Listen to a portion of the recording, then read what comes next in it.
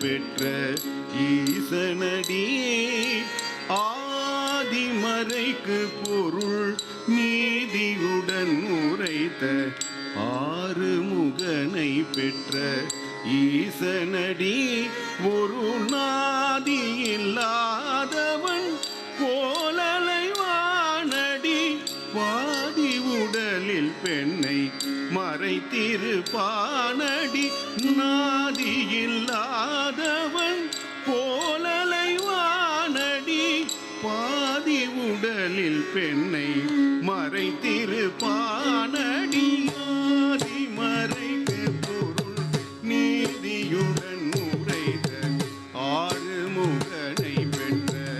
ஈசனடி